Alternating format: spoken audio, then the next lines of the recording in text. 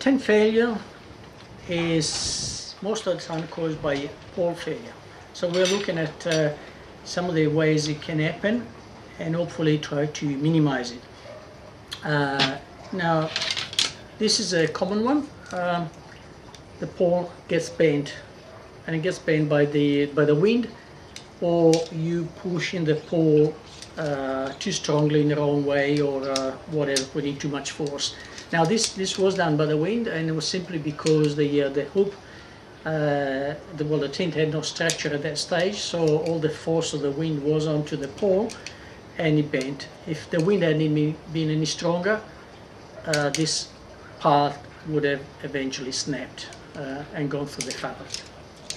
Okay, so try to not to set up the tent in the wind, or if you do, be extra careful so that you don't expose too much fabric to the wind, because the force is just like a sail, really. It collects all the wind and it puts all the pressure into one particular place.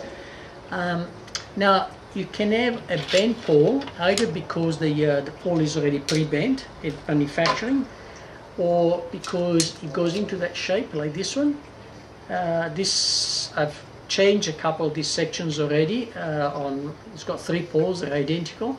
They all have one bent section in the same place because of the way the arch is, is really too long for the type of pole. Okay, it would be too heavy otherwise to have a thick one. But that's no problem, it's still working. It's not ideal, but it's still working. That's not drastic. There's nothing that I've done wrong or whatever. It just happens with that particular design. Not uncommon in dome tents. Now, but the real commonest reason for pole breakage is incorrect assembly or part assembly. So these 2 sections, instead of being pushed in like that and gently, they are only partially put together. And I'll show you what happens is that when I bend the pole, if I bend it a bit more than that, it will break there. And this is it. Okay, I didn't do that on purpose, it just happened. But of course, when I saw that happening, I realized that the pole had been inserted, probably because I by mistake pulled the pole back, inserting into the sleeve instead of just pushing it. So sometimes they get jammed.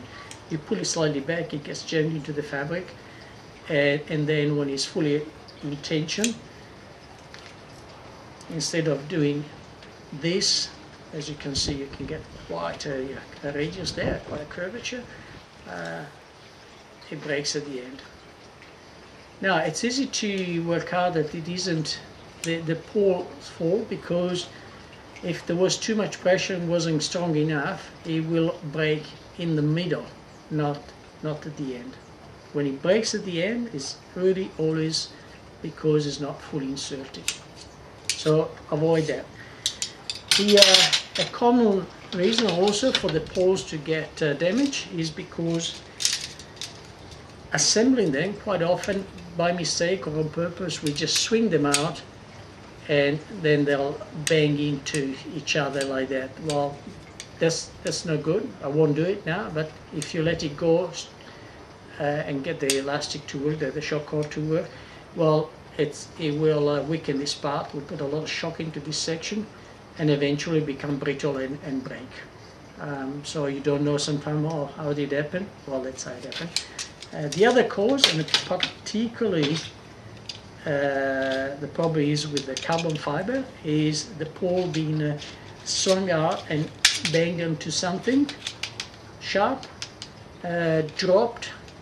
That doesn't work with particularly these poles. They are very strong this way vertically, but if you have any abrasion there, bang them there, it's likely they will break.